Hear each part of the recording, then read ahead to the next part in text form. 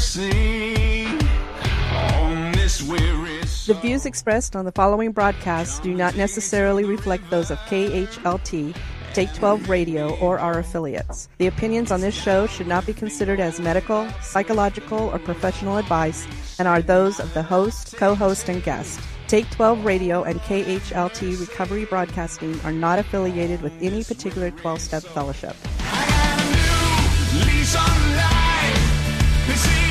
Now here are your co-hosts, Marv R., Bruce H., and the Monty Man. I got a new lease on life.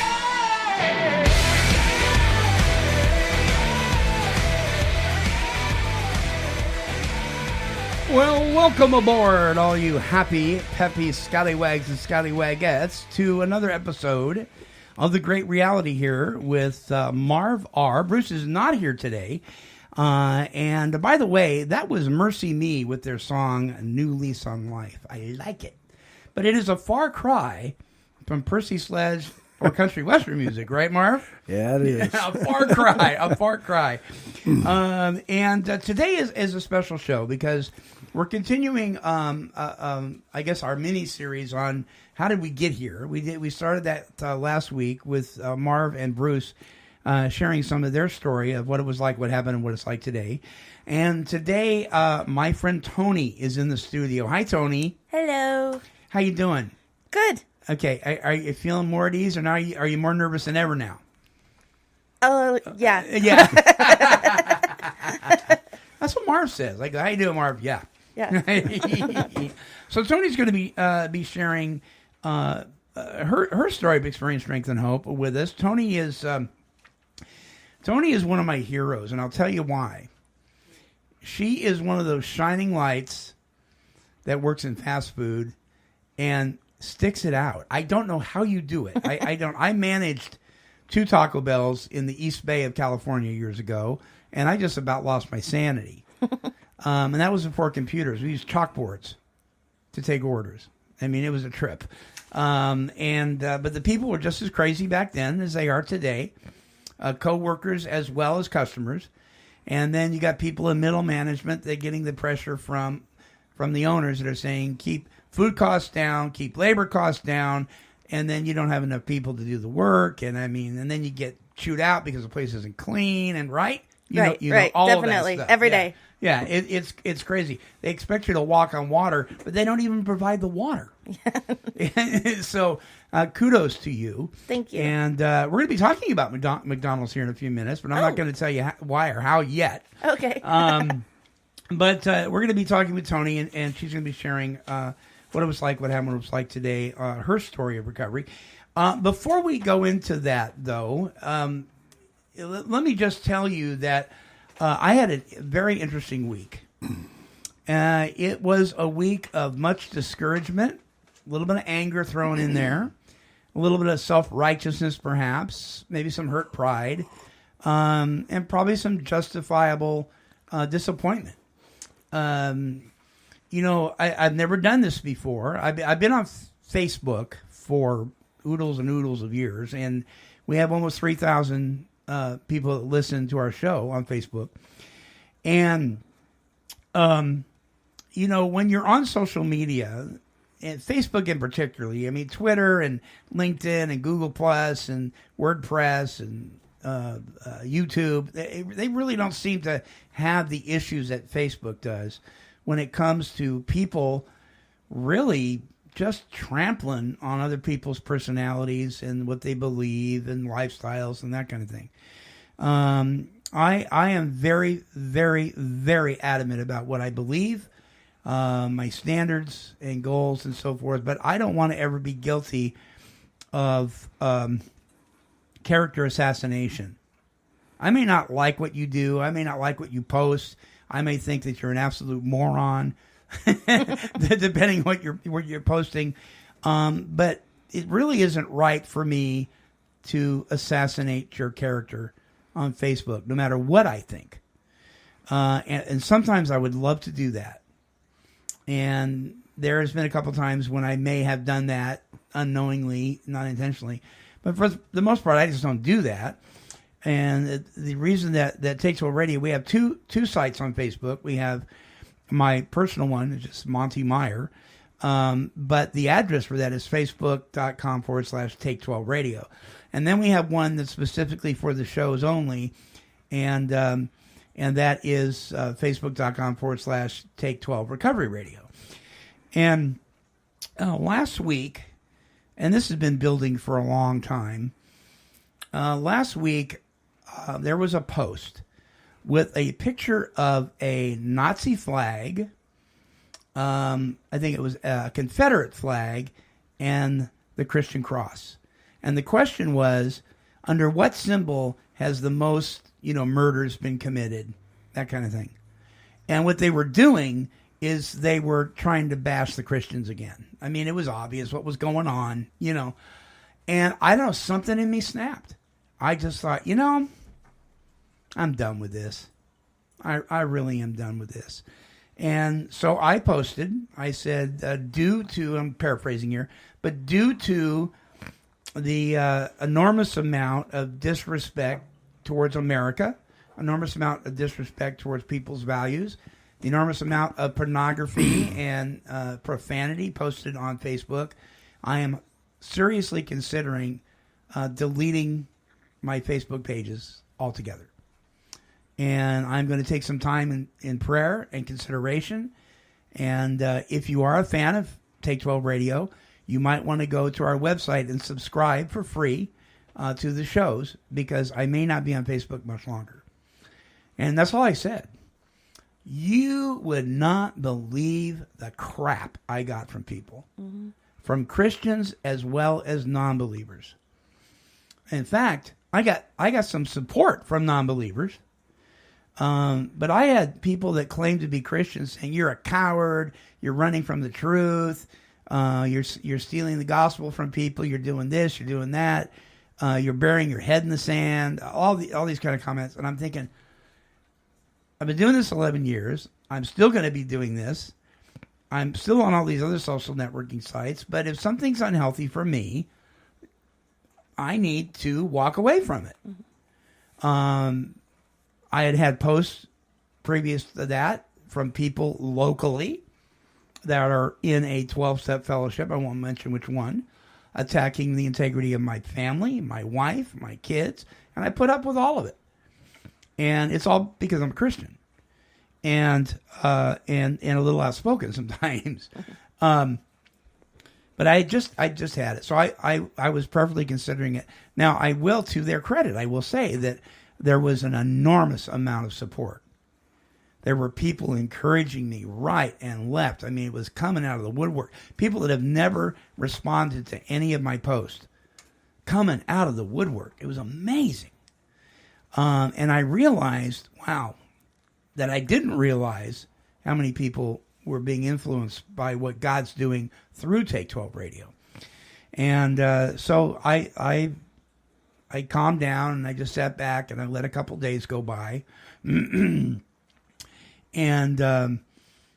continue to get supportive email as well as private messages. A lot of private messages from haters. I mean, people that just, slandering God and just ripping me up one side and down the other. So this is what I've decided. For those of you who don't know already, this is what I've decided. This was my my letter to Facebook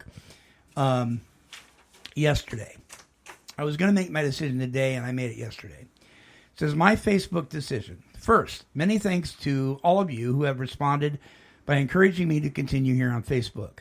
Second, to all those who have spewed hateful and vicious remarks at me while expecting I would be silenced, let me just say, yours are the words that have caused me to make my final decision. I will not be leaving Facebook. So there.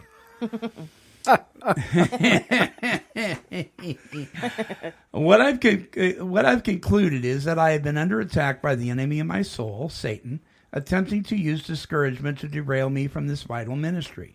And let me just say to anybody out there, if you are doing the work of God, whether you're sponsoring people, whether you're doing 12-step calls, whether you are spreading the gospel, whether you're a pastor or a counselor, whatever you're doing, that is the work of God, you're going to run into opposition. And you have to make a decision at some point. So then I go on to say, after much prayer and reflection and the prompting of the Lord Jesus Christ, I will continue to use Facebook for the ministry of the gospel and recovery. In fact, stronger than ever before. I will proclaim Jesus Christ as the God who is God and do my best to convey the ministry of his love and his compassion through my postings and shows. I will not compromise my faith, and I will stand firm on the truth that is the Word of God.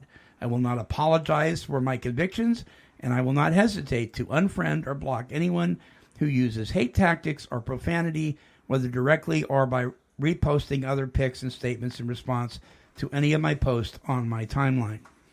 Thank you to those who rarely respond to my posts but came out of the woodwork to encourage me. I don't know where you've been hiding, but you helped me to open my eyes just in time. Though I have changed some of my settings and chosen to leave several groups, I will remain here on my 2 Facebook sites. Through the experience I received posts from Christians who called me a coward and non-Christians who called me brave, Christians who supported my decision and non-Christians that accused me of attempting to scam everyone on Facebook for money. You just never know where the naysayers are going to come from. What I know for sure is that I am ultimately accountable to Christ for my actions. Therefore, I will take my stand for what I know to be the truth, and I will not back down. I am not going anywhere. So there you go. A little side note here that wasn't in that letter.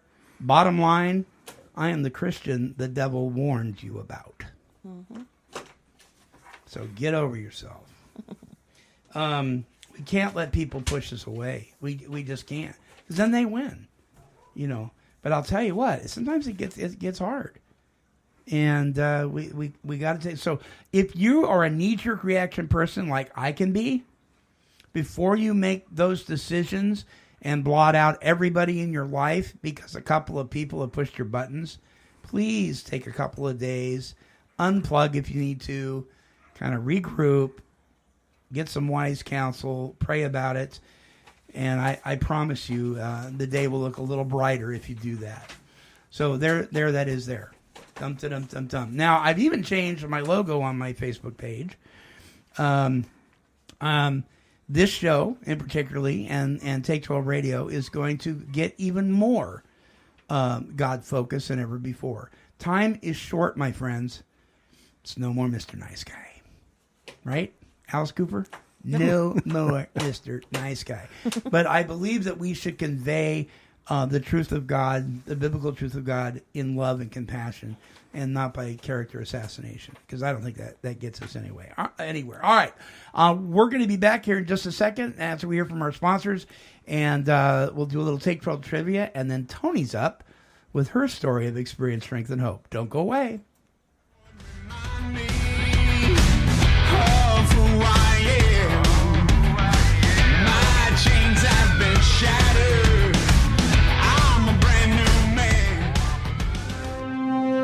Hey, look! Running around in the meetings, gobbling up gallons of bad coffee, flapping his gums wherever he can bring a smile to a hurting face. It's Slogan Man! We know cute little platitudes and sayings on the wall in a 12-step meeting won't keep you sober, but they sure will make you think, consider, and even laugh your way through an otherwise crappy day. Can't wait to get to your home group to hear those slogans over and over and over and over again? No need to. Pick up a copy of the 12-Step Gazette and join the adventures of Slogan Man. Visit www.12stepgazette.com and subscribe today. Slogans and platitudes are no substitute for working the steps, but Slogan Man is very cool. Hey there, it's the Monty Man with a serious invitation for you. On October 3rd, Saturday, 2015, from 10 a.m. to 9 p.m. in Prescott, Arizona, at the Prescott Courthouse Plaza, it's the 4th annual Hope Fest. Its theme, His Grace is Enough for You. This is addressing the solution of addiction, alcoholism, and life-controlling issues in our nation. If you would like to get involved, we need sponsors, we need volunteers, we need vendor booths, and we need your help. To volunteer for this incredible event, the 4th Annual Hope Fest, please call 928-387-HOPE. That's 928-387-4673. Or email info@hopefestaz.com. You can visit our website at www.hopefestaz.com. Please be a part of the solution that is recovery. Hey guys, this is Richie Supa, and you are listening to Take12Radio.com, recovery talk and positive music. Well, zippity-doo-dah-day, it seems that there is a bit of common sense here in the studio with us today. Common sense? Exactly what do you mean by that, my friend? What do I mean? What do I mean? Well, I think it's obvious, Monty Man. We have a very special guest joining us today. Toni, is it? Yes. It is. It is Yes. Toni J, to be exact, right? Yes. Yeah, okay. Well, Toni, how are you this fine day? I'm good, Cecil, and you? Well, I, for one, am just tickled to doodly-poo that you are here with us and am very excited to see how you do with this week's Take 12 Trivia. That's right. Take 12 Trivia, thank you, Cecil, is brought to you this week by Free by the Sea Recovery Center in beautiful Ocean Park, Washington. And I got to tell you, those people up in Ocean Park are amazing. It's a holistic center. When you pull up to Free by the Sea, you think you're at, not a hoity-toity resort, but kind of a rustic kind of resort. It certainly doesn't look like a treatment center. It is amazing, and it's right on the coast. I think it'll still be on the coast for a while, depending on the news lately. But Free by the Sea is awesome. You need to check them out at freebythesea.com. Don't forget, we have a radio show called the Free by the Sea Radio Show, which we post on our website once a month, where we interview community members. They don't call them clients, community members of Free by the Sea as they share their experience, strength, and hope. All right, so here is trivia question number 1. You get 3 and a bonus. Oh, no. Here we go. Okay, in honor of our guest today, who works at McDonald's, what type... Okay, we're going to do McDonald's trivia. Okay. See how well you know your McDonald's, okay? Okay. What type It's of... bad if I fail. What type of food did McDonald's begin with? And here's your choices. Was it hamburgers? Was it a milkshake stand? Or was it barbecue? I want to say milkshake stand. You say milkshake stand? What do you say there, Marvo? It's got to be hamburgers. You think? Come on, yeah. Well, it was actually barbecue. Oh, crap. It was actually barbecue. In 1940, the McDonald's barbecue opened. The McDonald brothers founded the first McDonald's restaurant in California. Yes. Okay, McDonald's trivia question number 2. Which one of these celebrities worked at McDonald's? Was it Neil Patrick Harris? Was it Jay Leno? Or was it Tom Cruise? Oh, Lord. Dum, dum, dum, dum. I say Tom Cruise. Say Tom Cruise. What do you say there, Marv? That's what I was thinking, too. Yeah, let's see what you get. Yeah, guess Uh-oh. you're both wrong. It was Jay Leno. Oh, Lord. In 1966, Jay Leno, one of the number of famous McDonald's alumni, worked at the restaurant in Andover, Massachusetts until 1968. Interesting. Yes, he did. He flipped burgers. Yeah, Wow. a lot of famous people get their start flipping burgers. Okay, number 3. Where was the Big Mac birthed? Where was it birthed? Here are your choices. California, Florida, or Pennsylvania? I say California. California? Everything happens in California. What do you say, Marv? Florida. Say Florida? Well, you're both wrong. It was in Pennsylvania. In 1968, Big Mac is launched by Jim Delegati, a McDonald's owner and operator from Pittsburgh. Pittsburgh, Pennsylvania. All right, here's your bonus question. You better get this right, Toni. You better get this right. What year did McDonald's introduce the first drive-through? This is your bonus question. The first drive-through. Was it 1975, 78, or 80? You know, I think we actually have something up at work about that, and so I'll feel horrible if I get this wrong. What was the second one? 1975, 78, or 1980? I want to say 78. What do you say, Marv? Okay, I'll go along. You go with 78? Well, unfortunately, you're both wrong again. It was 1975. The first drive-thru was introduced at a restaurant in Sierra Vista, Arizona. Oh, wow. Yeah, in 1975. Now, don't you just feel terrible? I can honestly say I will never forget these answers. I love it. All right. Well, let's see what you get for getting that wrong. All right. That does it for Take 12 Trivia for this week. I never come out on top. I know. Visit freebythesea.com. Tell them the Monty Man sent you. All right, Men, women, and their families experience tremendous pain and suffering due to the struggles they face from substance abuse and its co-occurring mental health challenges. They need to find a safe place for peace and healing. Therapia Addiction Healing Center was born out of a deep desire to provide that safe and powerful healing environment. Therapia exists to help people recover from addictions by developing and maintaining healthy, meaningful relationships with God, self, and others. To speak with an addiction specialist, call 1-855-652-4325. That's 1-855-652-4325. Or visit our website at www.therapia.net. Therapia Addiction Healing Center, restoring lives one step at a time. Origins Recovery Centers provides integrated inpatient treatment for substance abuse and co-occurring disorders. At Origins, clients receive expert medical, clinical, and spiritual care individually designed for their needs. Our clients leave Origins with the foundation upon which they will build the rest of their lives. Call now to speak with an admissions specialist. Our toll-free number is 888-843-8935. That's 888-843-8935. Origins, delivering real solutions for real families.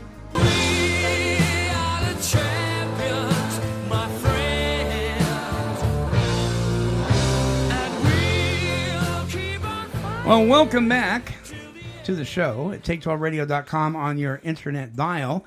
And we are the station that is declaring the love of Christ through recovery talk and positive music, 24 hours a day, 7 days a week. Toni is with us, Toni J. Toni is an employee of McDonald's, which I admire that so much, because there are a lot of people that aren't willing. Marv, wouldn't you agree? There's a lot of people that aren't willing to work and do that stuff. Right. There's a lot of people that aren't willing to work. Well, aren't willing to work at all. That's true. Willing to work at all. And, you know, that's been kind of the... that's the statement that a lot of parents would make to their kids as they were growing up. Well, at least you could apply at McDonald's. Mm-hmm. I mean, we heard. I mean, you know, people heard that for years. And how long have you been there now? September will be 5 years. Actually, my sobriety date and my anniversary there are 2 years apart, or 2 months apart. Wow! So I always remember each one. Wow! So did you get sober before McDonald's employment or after? Before. So June 21st. Thank God, right? Right. I don't think I'd still be working there if it was before. But people just, so I congratulate you. How old are you? I am 40. I shouldn't have asked you that. Right? Well, I thought you were more like 22 or something. Oh, I love you. I say 25 at work. Oh, okay. Really, I did. I mean, and that, you know, there are so many people that feel entitled today. They say, well, I'm 40 years old. Mm-hmm. I'm not going to flip no burgers, right? And you're doing it. And I mean, that just blows my mind. I think. Well, and that, from my observation as a customer, that's a high pressure type job. Oh my gosh, I mean, those people in there, they're going. There's not much time to lay up and have a cup of coffee or something, I'll tell you. Right. And you're the breaks that you are entitled to legally by law in fast food, forget it. Yeah. It's just not happening. So, that's just so awesome. So, okay. So you are doing very well, in your sobriety, in your return to sanity. Yes. Right? But it wasn't always like that. No. What was going on? Then or back then? Back then, yeah. Oh, gosh. I just remember back then I was creating my own havoc. I would just... I even wonder what I was thinking back then. I probably, and I always say it like this, I don't know where I got the money to drink. I was probably the most horrible person because I know I stole from people. I know I padded the book accounts at work. Right. All that they say in our own stories, but it was probably the most hellacious time of my life that I cannot imagine ever going back to. And I don't see how I actually survived that because I should be dead. I drove and drank all the time. Is there alcoholism in your family? I mean, do you have brothers? No, and that's sisters, the crazy thing. I don't know where I get it. I'm the lucky one of our family, I guess. Yeah. Wow. But I'm actually happy. That it's made me who I am today. Do you have brothers and sisters? Yes, I'm the youngest of 5. Are you still in contact with them? Yes. Kind of hesitant there, but it's been a challenge. Okay. But slowly. Right. On their time. Is it kind of part of the reconciliation process? Correct. Yeah. At the amends. What about mom and dad? Mom and dad, yes. Yeah. Yes, Yeah. they've been my biggest supporters. So is my aunt and uncle, my sisters, Right. my mom's sisters. So Right. those 4 are my cheerleaders, as I call them. Yeah. So how difficult is it to have put down the bottle, picked up God and these tools of recovery, and been going, for a few years now, and still have people waiting for the ball to drop, like perhaps maybe some relatives? How difficult is that to walk through? I in the beginning, I was so just scared. I was scared actually into recovery. Because the law, you have to do all these things. You have to check in. You have court dates. There's times I was making a round trip to Tacoma and back. Mm-hmm. So a lot of it was just not self-run, but it's things I had to do. I don't think I actually wanted it until about a year into recovery when I finally found my home group, and that's when the healing finally began. My sponsor was in my group the last time I relapsed, was in my group in Serenity Lane, and she's like, let me be your sponsor. I'm like, is that legal? That's how my mind was set. My mind was set on the legal system. It wasn't set on healing just yet. Yeah. So I don't think I actually wanted it till about a year or so into recovery, and then that's when I started really hitting the books. Yeah. And just putting one foot in front of the other. But it was hard. I mean, I've relapsed 3 or 4 times. I almost went back to jail because I relapsed. That's something that's always eating at you. So when you actually start doing it on your own, it's a whole different world. Oh, so when you don't have that tail on you anymore, yeah, you're doing this, because you've changed your values, your outlook, and your disciplines. And it took a long time for me being scared to go away. I'm like, it's a part where you have these people on your back, and then you're like, oh, I'm doing it by myself, and you don't know where you're interchanged at. Right. The fear of being yourself, you can just be yourself and know you're doing the next right thing as long as you're doing it. Alcoholics Anonymous, Narcotics Anonymous, Celebrate Recovery, Alcoholics for Christ, all these different 12-step fellowships are a form of treating the illness. They're a form of treatment. We can almost say they're treatment, not in the conventional sense of the word, but they are a form of treating this illness.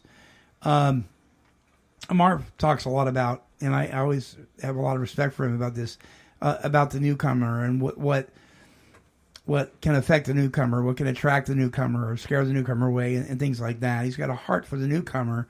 When you were a newcomer to this form of treatment, this 12-step process, what was it like the first day you walked in the door? I know you were prodded by the nudge of a judge, so to speak, but was it scary? Did you feel welcome? Did you really hear anything? Or How was it?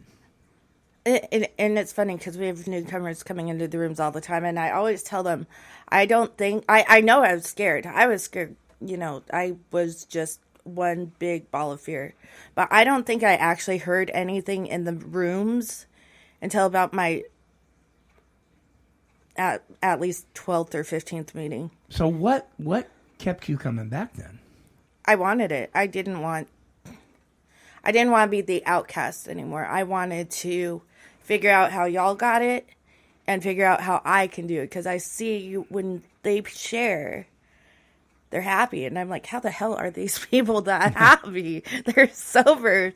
They must have something, you know? And it was just meeting by meeting. It was no planning on going to any meetings. It was, oh, there's a meeting there. I like that place. I'm going to go back there. Right. But my first meeting, I know I was scared and I didn't hear anything at all besides welcome. Sure. That's the only thing that sticks out. Did you hear anything your first meeting, Marv? Yes. What was it? It was, I can't believe how I can relate to all these people. Yeah, right. Did you either one of you guys even realize that there were groups of people, pockets of people that were just like you? No. No. Yeah. Mm-mm. I had no idea. No. Isn't that amazing? And now everybody pops out of the woodworks. They do. Yeah. They do. So you came in and you stayed. Yeah. You transitioned from doing it because you had to not wanting to be the same person anymore. Was there anything about what you heard in the meetings that discouraged you from coming back, but yet you still came back? I don't think anything really discouraged me. The God thing never did. I had my God, So that I didn't lost scare him. you off or anything? No. Yeah. No, I just had to try not to figure out who another God was and just relate with mine. Just focus on your, yeah. Yeah, because I had to go with anything familiar that I could grasp at. I don't think anything discouraged me besides just having to do service work. I don't want to do service work. I don't want people to know really who I am. I just want to stay here and absorb everything I possibly can. Mm-hmm. But nothing ever of people sharing or the words or the text or anything ever frightened me. Actually, more made me realize I'm not insane. I'm not alone. I mean, we're always insane, of course, but it felt I belonged. I found somewhere throughout my whole life that I've always wondered where I belonged, no matter what I tried. And growing up, I finally found somewhere where they get me. They understand me. These people are like, they don't judge. They welcome you. They listen. And that's huge. Somebody actually listened. And they never said go away. I've never been in a meeting where they said go away. I said, Toni, you just need to leave. Keep coming back. One day at a time. I'm sure I've cried many tears and people are like, oh my God, she's crying again. But that's good. Oh yeah, I know. I get, that's what my son says to me almost every day. Dad, you're crying again. I watch a lot of chick flicks. That's my problem. Okay, Toni. Well, one of the things that you mentioned was service work, and though if truth be known, service work by itself isn't going to keep anybody sober because eventually you're going to burn out on it. Then what are you going to do, right? Mm-hmm. But it is part of the recovery disciplines. True. True. Yeah. Yeah. Yeah, and you do that even if it isn't real comfortable. You do it anyway. Yes. So there's a lot to be said about just doing it anyway, whatever that is, right? Yes. Yeah. I think it's more of to just learn how to do things for other people is what I got out of it, and not to be so selfish and just not be the way you used to be. Yeah. Just caring about yourself. Yeah. That's what I got out of service work. Is there a time when it's okay to say no, though? If somebody asks you to do something. I mean, I've heard this thing before that says, never say no, never say no, never say no. Yeah. And I did that for a while, and it burned me out. Yeah. So is it okay to say no sometimes and say, you know what? My plate's full right now. I think if you're, I think in my own mind, she's thinking what her sponsor would say. Yeah. Well, no. Well, I mean, I remember a time where there was one summer that nobody could ever do meetings, so I did meetings for like a month straight at my home group, and I needed that because my grandma passed away that year, so that actually helped me stay out of my head. But then afterwards, and I got through everything slowly, and I'm like, okay, now it's too much. You can't do everything. Yeah. Yeah. And yeah. I'm too nice. I hate saying no. I don't like saying no, and so I have to find my own personal boundaries where I'm still doing enough, but I'm not overdoing it to where I'm getting burnout. Mm-hmm. Sure. Yeah. So we talk a lot on this show about the obsession of the mind and the allergy of the body. Mm-hmm. We know that there are people that are alcohol abusers, narcotic abusers, and then there are people that are narcotic addicts or alcoholics, addicted to alcohol. Mm-hmm. And then there's a difference. Did you learn in the beginning that you had the phenomenon of craving and the obsession of the mind when you were sober? Were you taught that? Or did that kind of come later? I think that kind of just came within time. Yeah. I didn't really, because I still suffer with where did I get it from. So yeah. I just have learned to accept that I need to know that I have it, and if I drink, it's not a good thing. Well, one of the things that can happen, and we know this through medical science now more than we ever did, is that, and some people would disagree with this, but that alcoholism, or the allergic reaction to alcohol that never happens in the normal temperate drinker, can actually be developed through abuse. So you don't necessarily have to have a genetic disposition to it. There may be nobody in your history, but through abuse, that the body chemistry can actually change, and you become chemically dependent, and the phenomenon of craving happens when you drink. We also know that in more cases than not, it is genetic, but that happens too. But we talk a lot about on this show the obsession of the mind, which happens when you're stone cold sober. And that never happens to the non-alcoholic or the non-addict. They just grow up. They were abusing, and they say, I'm tired of it. I've got 5 wives now. I'm tired of it. I lost my job 14 times. I'm tired of it. I got too many DUIs. And they just stop. Yeah. And they never, ever again are obsessed by it. No. Did it take some time for that obsession to leave? Were you thinking about, I got to put this stuff in my body, even when you were stone cold sober? Oh, yeah. Yeah. I mean, I can't tell you when the obsession left, but I know in the beginning, at least a good first year or two, I had to really take it as I could. I couldn't, they say, an hour at a time or whatever, one day at a time. I had to go 30 minutes at a time sometimes. That's how bad the obsession was. Yeah. I had nobody for so long that was my only friend. And that's sad to say. That was my only friend in front of my daughter for so long, which I hate saying that, but it's the truth. That it did take a long time for that obsession to go away. What about you, Marv? Did you know when the obsession left you? Or was it just something that just, you look back and go, gosh, when did that happen?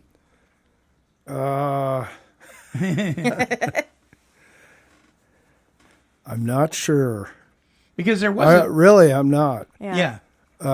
I would be more likely to answer the question, when did I know that things weren't right and I needed to do something different? I was a binge drinker. Mm-hmm. So you'd go periods of time without drinking? I would go, yeah. Yeah. But the problem was, the first one is what got me drunk. Oh. Once I started, I couldn't quit. So I think I have obsessed about a lot of things, and it wasn't all around the bottle. Right.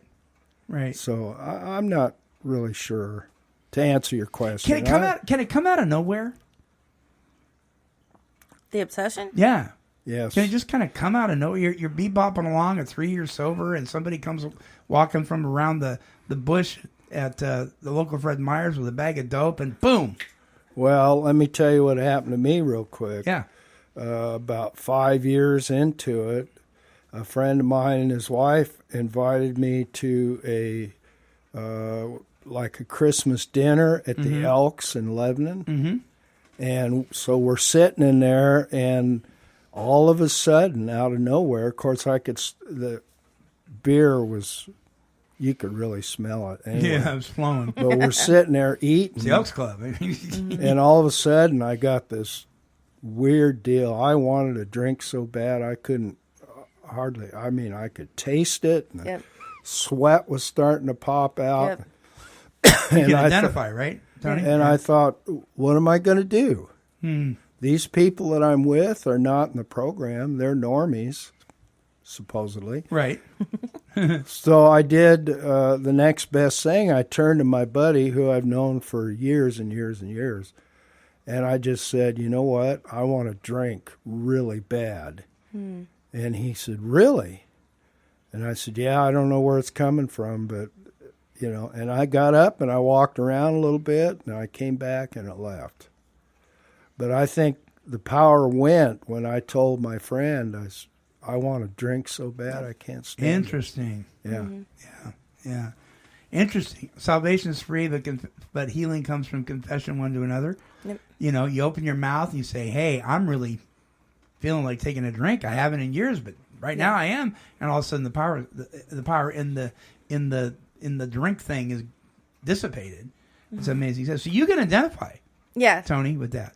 Yes, actually, it was funny. I was at a barbecue at a friend's house, and they're normies too. I'm not going to tell anybody, put your alcohol away, because, right. I have to work my program. They don't. Sure. And what I used to drink was Black Velvet. I didn't even drink the good whiskey. I drank the crap.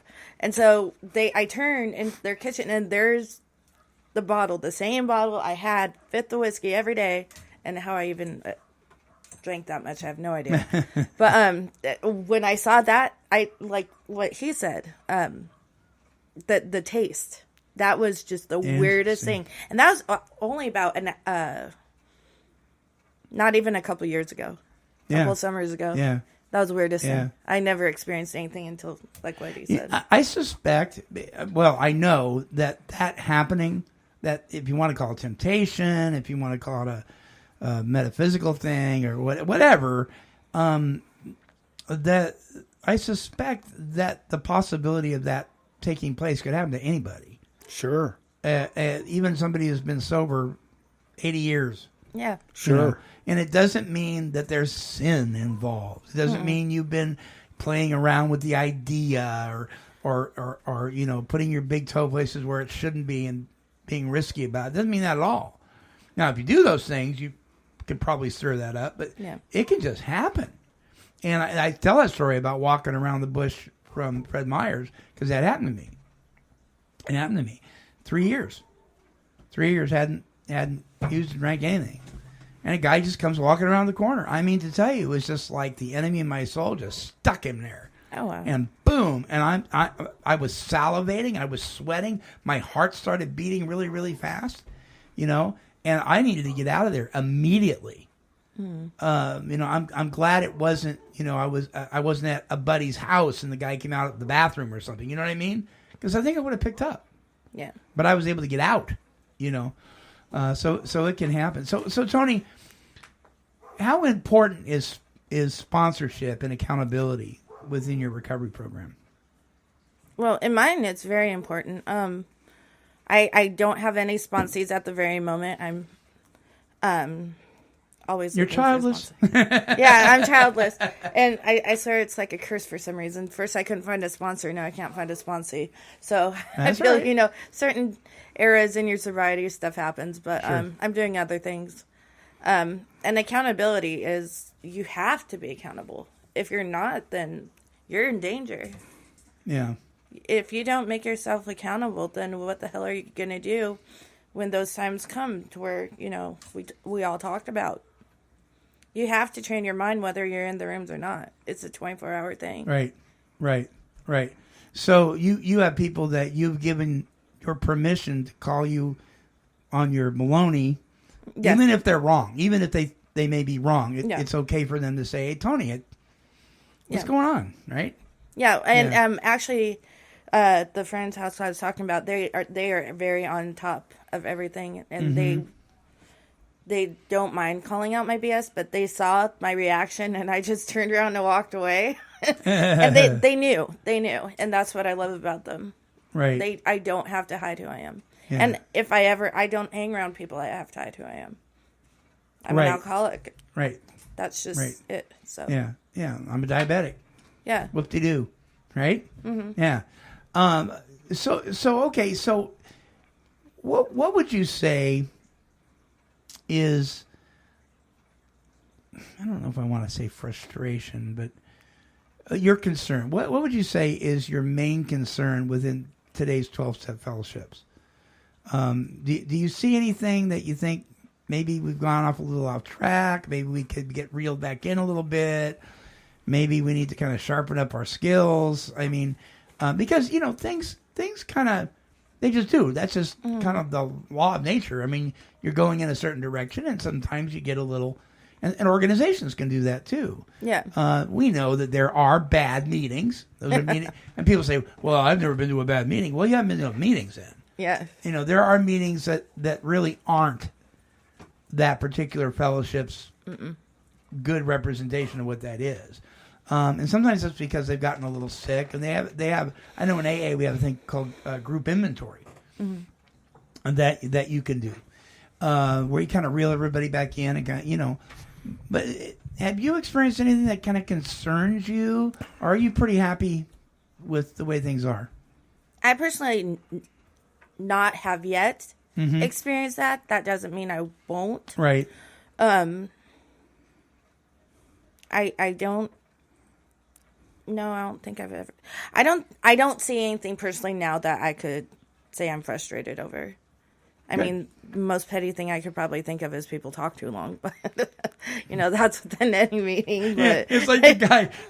Oh, God gave me my life back. He gave me a car. He gave Right, me, I gave me smoked a wife. cigarette It's like, 7 times in a row. it's like, well, maybe you should ask him for a watch. I don't think I've. Yeah.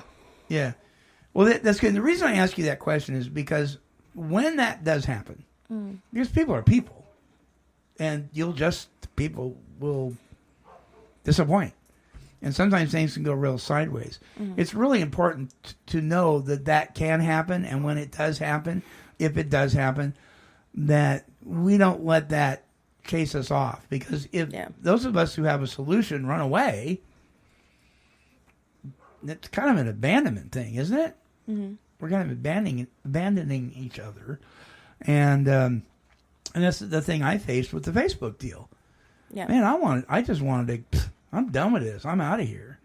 I at one time did have to change my home group because it had become so toxic that I couldn't wrap my head around it. I was just like, my head was spinning, and so my sponsor said, "That's fine, but don't unplug from the 12-step fellowship.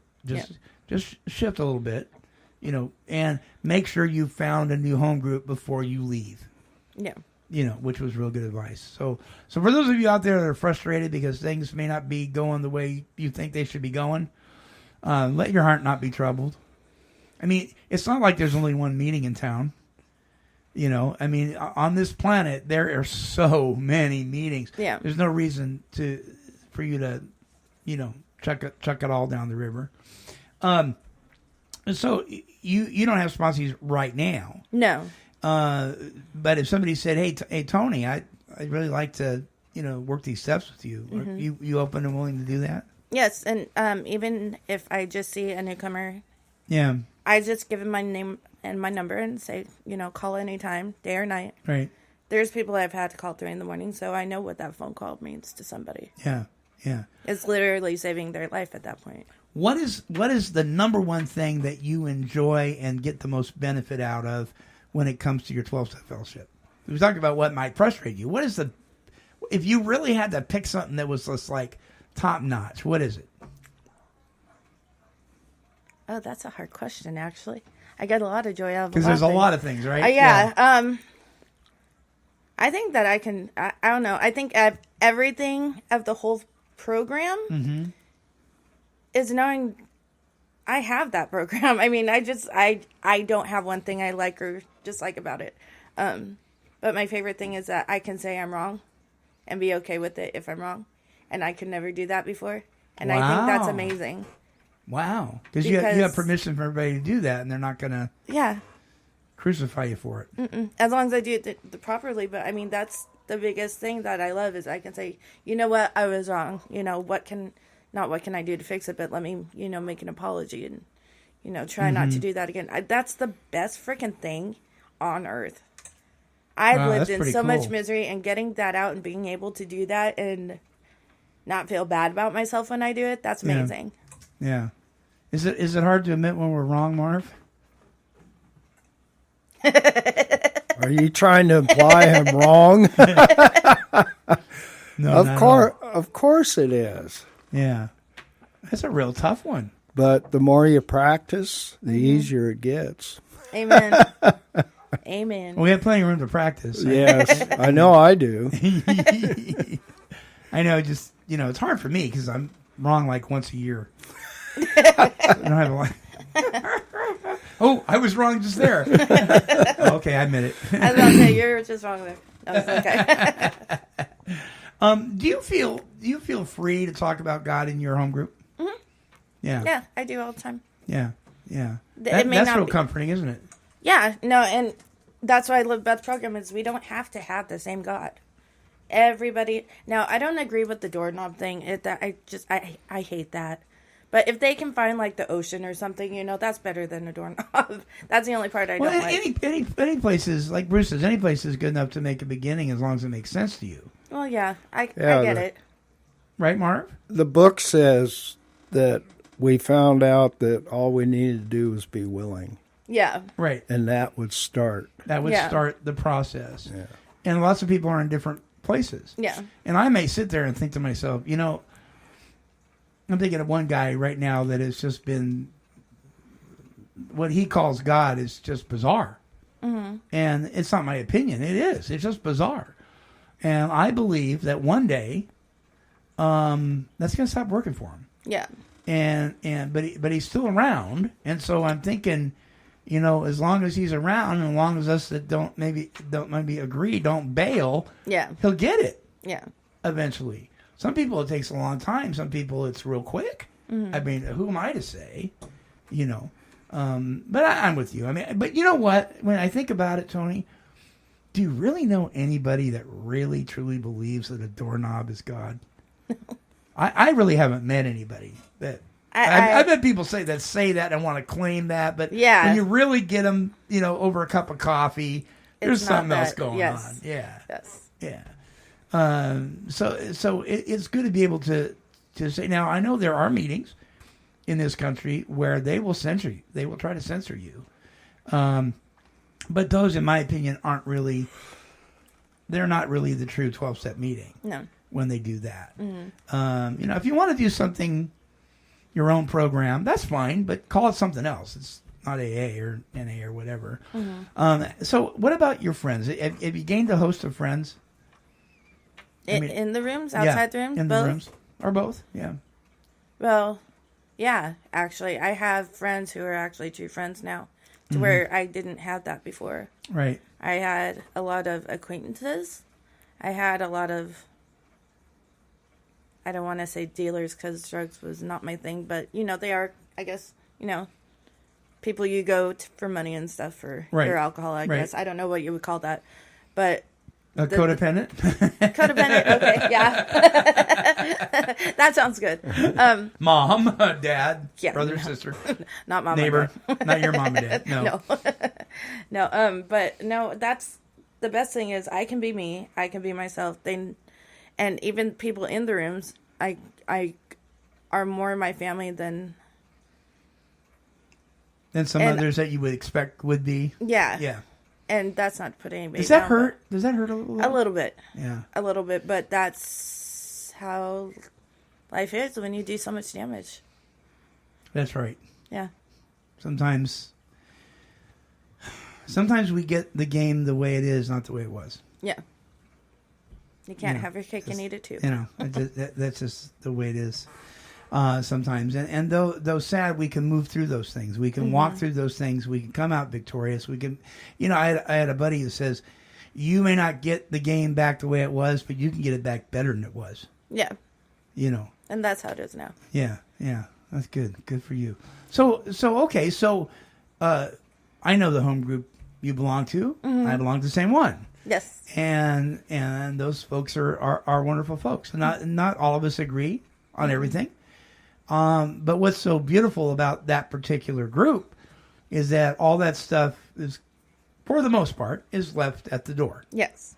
Not so in every group, but we're really blessed in that group. And I think that's awesome. That could change at any time because people have personalities, right? We know a couple. When they share, we're like, I am so embarrassed for that person. Especially if the newcomers there, it's like, oh. Yeah, I know. But you know what's amazing about this thing is God is still in charge. And when his hand's in it, just because there's not a Christian fish on the door doesn't mean God isn't in it. No. And some people don't agree with that, but he's bigger than our issues. And I know my relationship with the Lord Jesus Christ was enhanced incredibly by my 12-step fellowship and by the people in it. It went from a knowing to a believing to a convincing. And I'd been to Bible college, I'd been a pastor, I'd done all that stuff. It really didn't amount to a hill of beans until I was at that place where God had me and said, you know what, it's time to take some direction, and I'm going to put some people in your life that are going to help you do that. And it was a marvelous thing. And you have that. Marv has that. Yep. And, we really have experienced, the state of recovered. We have. We've recovered from a seemingly hopeless state of mind and body. But I think, wouldn't you agree, Toni, that every deliverance requires maintenance? Yes.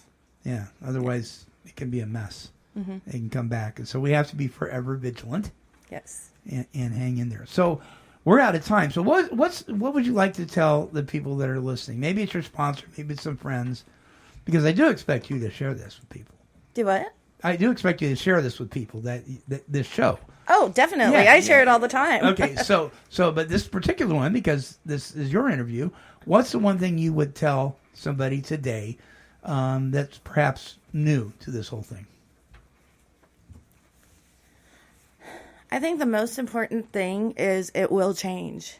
You may think it is hell right now, but that hell will turn into the best gift you've ever received.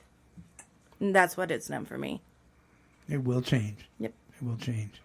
Toni, thank you. Thank you. See, are you nervous anymore?